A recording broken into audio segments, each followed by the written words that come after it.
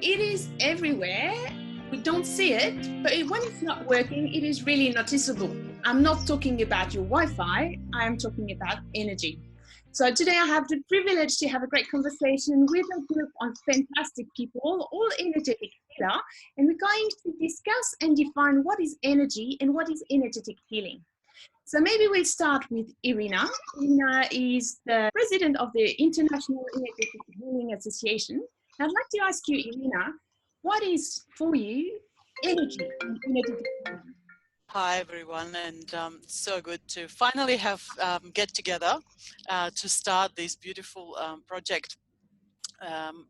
This is just the tester for everyone, for the public out there, for practitioners, for us all, just to remember that energy is all of us. And to me, when I hear energy, it's the uniting force. It's the common denominator for all of us and everything around us. Because I know you all practice different modalities. How did you come across energetic healing? How did it show up in your life, and how do you use it? It came across about 12 years ago when my best friend dragged me to the Crystal Lady. So I was a friend of hers that was practicing crystal healing. And back then I was completely skeptical about all the holistic or, alternative healing methods.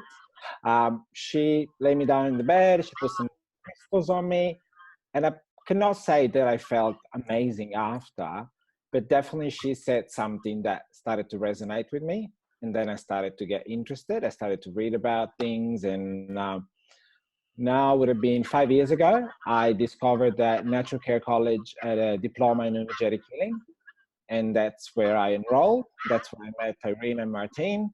And I finished my diploma, and now it's been 3 years that I'm practicing as an energetic healer. And what modality do you use? Do you use crystals as well, or?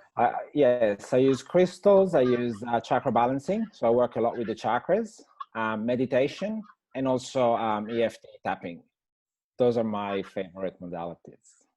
So like you, a lot of people are skeptical about energetic healing.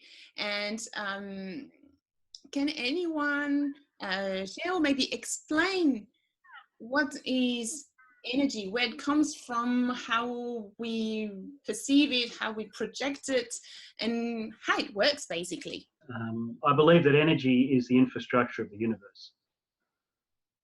And I believe everything is energy. Whether it's a person, a quantum physicist and a spiritual teacher will tell you exactly the same thing. And this is the great emerging, if you like, of science and spirituality at some levels. I believe that as energetic healers, we are repairing the fabric of the universe itself when we work with somebody. If the energy is the infrastructure, then I believe it's consciousness that brings it to life and gives it character and color, texture. And I think sometimes it's the consciousness on that infrastructure of energy. What we're doing is we're blending consciousness with another person with a pure intention to help them to release the energetic barriers that are holding them back. I've been across many modalities over the years. I started with Reiki, moved into hypnotherapy, had to invent my own modalities over the years because I could see things blending that weren't really uniquely different. I was always looking for the common ground. And the energetic healing is the first thing that, for my mind, brings all of this together into a pure intention to be of service to others. So can we say that energetic healer are like the catalyst, or almost like you're channeling the energy to support people to remove the blocks or help the energy go where it's supposed to go? Well, I like to think of it as we're helping them to remember their magnificence, and that everybody is beautiful, pure, perfect as an energetic being. And sometimes we fall into a different vibration in order to learn. I think that we're restoring people's knowing of who they really are, and it looks like healing, but I feel it's more about people remembering who they really are. Beautiful. So talking about vibration, for someone who has absolutely knowledge or limited knowledge about energy healing, what is a vibration, or what's the beginning of it? Is there high, low vibrations? How does that all work? To me, energetic healing is very much what just said now, but it's also like the art of allowing the body mind system of a person to heal naturally and in its own unique way, and while you support the interferences to be released, which prevented the healing in the first place. So it's, you work with the person's energy. So it's very important that the person is totally engaged in the process, because it's very experiential and very transformational and very educational, because as you process information, you cannot not feel the energy. When people come in and they start talking about something, they start feeling things in their body. And it's very often manifests as a symptom or as a sensation in the body. And then the whole process is to help them keep tuning in so they can process what the body wants to do. So it's a discovery process, really. And you never know what comes up. But, you know, it's highly educational, because people start learning that they are fully responsible for their energy, and they command the energy, and they need to be in charge. So, you know, it's the ultimate preventive medicine. If everyone take charge of the energy and start paying attention to what their body is telling them about it, they cannot be chronically sick. It's not possible. That's why education is very important. That's why the IHA is a very important organization, because it helps teaching, you know, concept of energy and educate people to be more responsible. Thank you, Martin. And this is incredibly empowering, because that means that Yes. we are individually in charge of our energy, and the healer is only here to facilitate it. Yeah, actually, the energetic healing only happens within the person. So the practitioner just facilitates and just, you know, like, I trust the body system totally. So I just follow what the body says and just keep the person engaged, and it just unfolds naturally. So I use a lot of imagery during the process, because imagery is so powerful to give the person information about what's going on, metaphorically speaking. And this is how the subconscious mind talks through the body sensation. So it's very empowering for the person, because they do the healing themselves, and they know that at the end of the session, because they don't know the work. We just guide them, and we just support the space. So it's very empowering for the person. And our duty is to make sure they feel empowered, so they know they can do it, that nobody else is doing it to them. My background is Chinese medicine, so I do a lot of acupressure technique, or the emotional freedom technique, because that engages the person like very strongly. So they're actually doing it to their body. So it's very empowering. And I use a lot of imagery work and energetic healing, and sometimes acupuncture, whatever they need to process whatever is happening. So someone very skeptical could say, I'm not feeling the energy. So when we feel the energy, how does it show up? Well, for me, I mean, the work that I do, I focus on getting a person connected to their own body, so they can feel their own energy. So rather than, I use my voice a lot. I don't actually put people on the table very often. So for me, the energy is about using my voice to get them connected to their own bodies and to their own healing abilities, so that they understand themselves and why they're where they're at, and how they can actually really shift their own energy. So when they drop down deep enough into their own energy system, they can feel what's going on in there, what's out of balance, what's not, and they can move that energy themselves by connecting and having a relationship with the energy that's in their body, the blocks, so that's just automatically released as they really connect with it.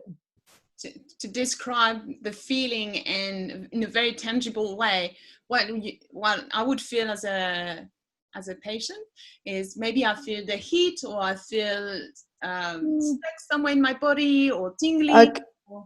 Not necessarily. So for me, it's like you come to me with something, a problem, and I'll say to you, where do you feel that in your body? Where's the sensation of that in your body? And you then describe it. And so you might have sinus, for instance, and I might get you to connect with that. There's a whole heap of books out there written about what it means to have a sinus infection or sinus problems metaphysically.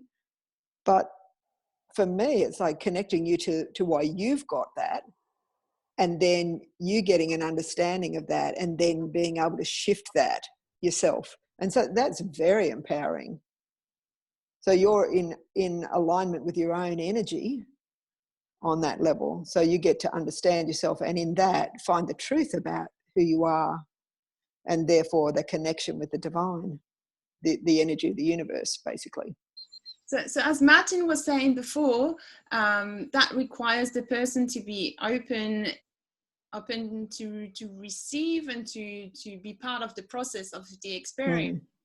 Yes, absolutely. Someone is very skeptical and say, oh, I do it because my neighbor said it works, but they're really not really on the page. Will they also get some results or some sort of shift happening? It depends whether they want it or not.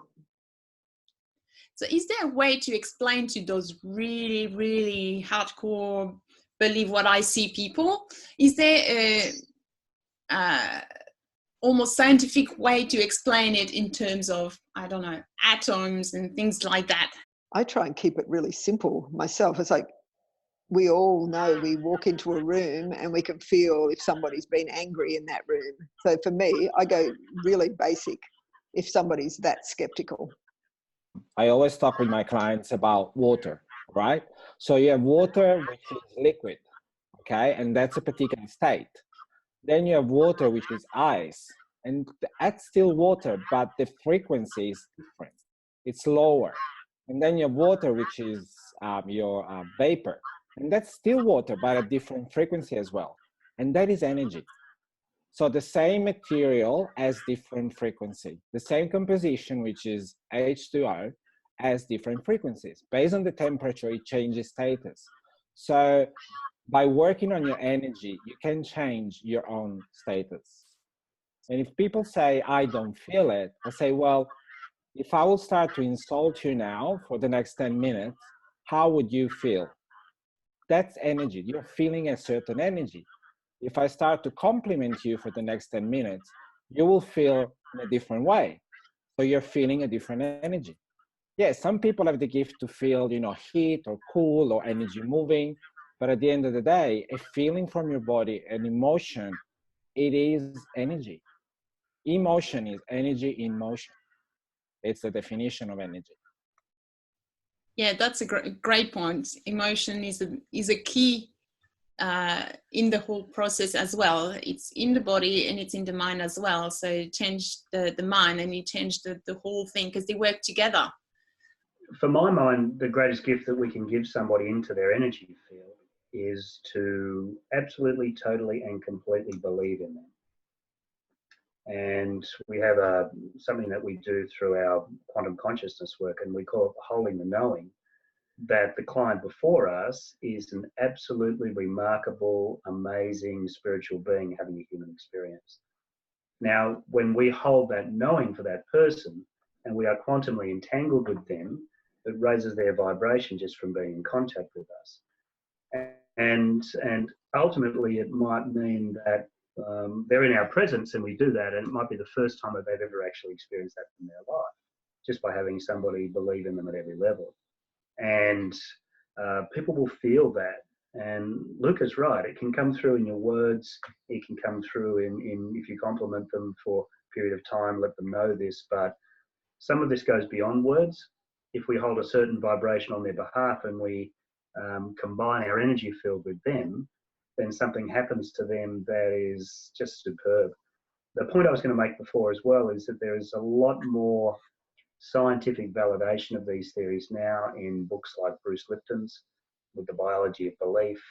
Joe Dispenza's work, Rupert Sheldrake's work. These are very well-regarded scientists in their chosen fields who are talking about energy now and how consciousness changes just through our intention. To me, it's so important to inspire skeptics, because skeptics make the best students, the best practitioners, the most diligent, and they become pioneers, if they believe, if they do that first step, if they see themselves with another pair of eyes, with their higher self eyes, they believe in themselves and they're unstoppable. So please, please, please send us more skeptics. We love them. So let's say one of these guys decides, okay, my neighbor might be right. This is so painful. I'm gonna see that guy, even if it sounds a bit woo-woo. How does that work if they actually walk in a session? Because I think part of the rejection or the skepticism is a fear. If we demystify that, what does it look like to walk in one of your sessions? I had a very interesting client. This is an older 75-year-old Greek matriarch who was brought in by her son, and she had no intention to be there, and she didn't believe in anything, whatever. But so we talked, and I gave her the experience. So, it's okay to be skeptic as long as you're open to experiment, right? It's quite healthy to be skeptic as long as they're open, and she was open. So we did the experiment, and then suddenly she had a stiff neck, and suddenly she turned the neck because she thought, this thing works, right? Because she cannot deny the experience.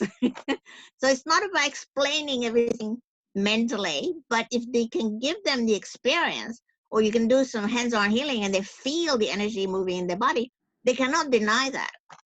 So I think nothing beats the experience. If they're skeptic, but once they have the experience, then she came back the next day and told me about everything that I suspected, but then she was converted, because you cannot deny your own experience.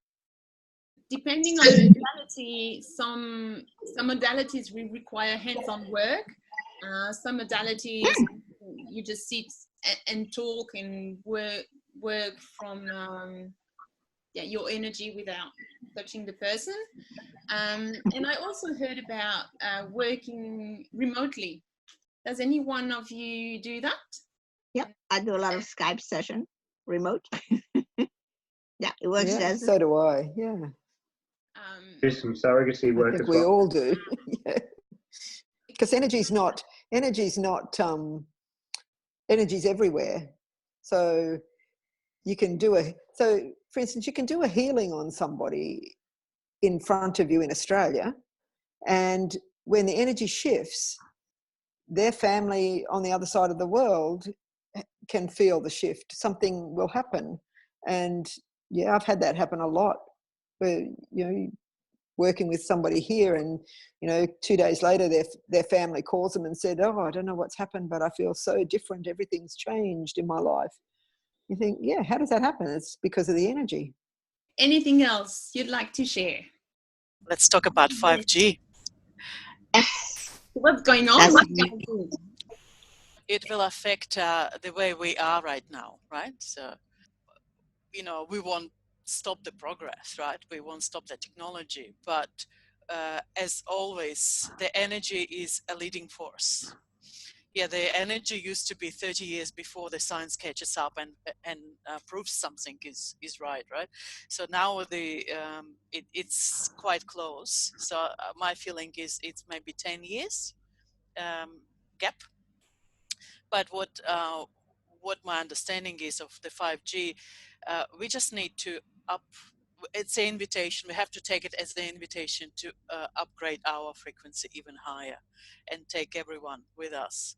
So we are affected as we are now, but there are the ways for us to teach others, to lead others by example through that, and towards a higher frequency. I have the same feeling, but I think it's still important for the insect and plant life and any other natural life who might be able to protect itself to do something to prevent. But we'll see what happens. We'll see what happens.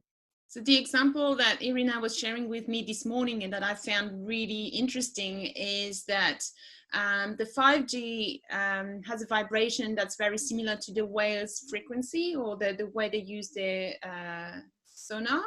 And so they get confused with that, and that's why they get lost and come near the shore and things like that. So I guess if it has an impact on animals, it definitely has an impact on us as well. As Irina said, we need to upgrade our frequency or do something so that we don't get confused with these artificial intelligence. I guess that's what it is. I know it's a bit of a challenge for the brain because there's so much artificial vibration of man-made that is actually hiding the natural Schumann resonance and the Earth's magnetic field. So we cannot pick them up anymore, and we get really confused. Is it something to really be afraid of, or is it something to use to upgrade ourselves and to get more aware, to have a more attuned sense of the vibration and who we are, and as like take care of our vibration and energy? Yeah, definitely. We definitely need to take care of our energy, but I think we can do the technology in a much safer way. We can do Wi-Fi and other things in a safe way. We just need to do it safely. That's all. So if we want to wrap up and sum up all what we've discussed today, I will wrap it up like, if you keep your energy clean, your mind is clear and your heart is calm.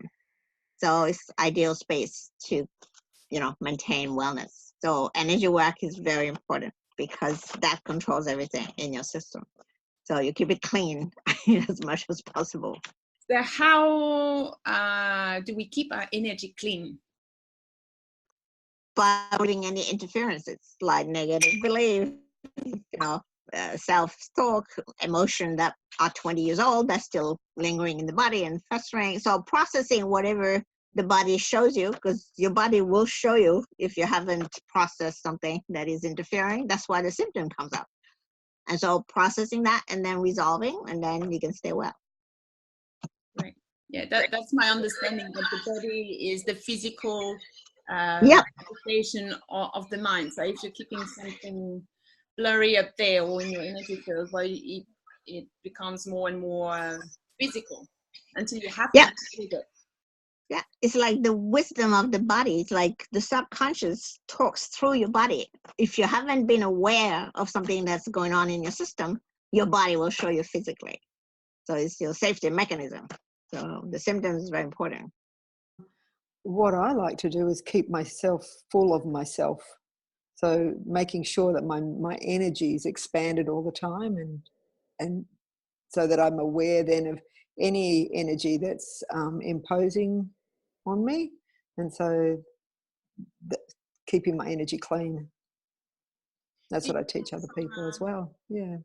Do you have some rituals or tips or something that you do to keep your personal energy clean?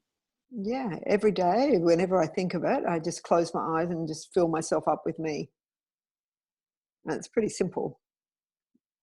Cool. Very simple. Yeah, and then I'm just aware of when I contract, because if I'm contracted, then I've allowed something to impose on me. So it really all starts on my energy. with awareness. Yeah, absolutely. Yeah, being present. I think as a final thought for, someone that works with energy, but also a skeptical person, would be just to observe nature, to observe the universe. The normal state of all of that is balanced. There's no imbalances in nature. So when we experience an imbalance, it means that something has gone haywire for some reason. And then go to an energetic healer to find out what happened there. And then that person can help you to bring balance back, because we are meant to be healthy and we're meant to be happy. If something goes sideways, means that for some reason something went off track. So we need to be able to find that track and bring it back. And also something that I say to all my clients is say, be aware of your power. Stop giving your power away to work, relationship, your parents, your own mind. Energy and power are almost the same thing for me. So once you become aware of that and you can reclaim that power within yourself and bring consciousness into that power, then life takes a very different turn. I'd also like to add to that I have seen so many times over the years that we are all magnificent beyond our wildest dreams. And when we start to believe that, we see more of it. So rather than look at us as small physical beings, if we understand that we are energetic beings that are here in human form as well as many other places, and we start to tap into more of our expanded awareness and who we really are, we start to believe that, we see more and more and more of it. So my message to everybody is keep exploring, find the next piece of the magnificent you, claim it, and then look for the next piece after that and continue to evolve. Keeping curious, because I'd say when people are in a dark place, it's hard to believe, and it's hard to pursue that magnificent part of ourselves, and hiding in the dark where there's plenty of beautiful things happening as well. I have a tendency to take myself too serious, right? With the years of the conscious learning and observing and contemplating, I've learned to see a difference between taking my task seriously and taking myself seriously. So now I focus on my task with all the seriousness that I could produce. But when it comes to me, the best thing is for me to sit down and draw as a 3-year-old and just see what happens, And I think that's the best I can do for myself to undo that, the complication, just get it back to how it was when we were children, when we were running and loving every little detail we could notice on this earth, and playing with flowers, and I'm sure each of us have something really, really special that we do in nature. And I would like to hear from you as well, Aurelie. The energy, I think everything is energy. We are energy. We're just one, and each one of us is one individual expression of that one same thing. And so if I change me, it changes everything and everyone around me at the same time, because we're just one. And so that's very important, that everybody does the work on themselves. There's no way you're going to try and change your mom, your neighbor, your boss, or anyone else, because impossible. And the work starts with ourselves. So taking care of our own energy, having little rituals, being more aware, taking steps, not taking ourselves so seriously, and really enjoy life. We're magnificent, as Peter said. So let's embrace that and be that to the fullest. The miracle is that when we change ourselves, everybody is changed for the better. And that's the great word of wisdom for the end of this conversation. So thank you all for being on the call today, and we'll see you soon.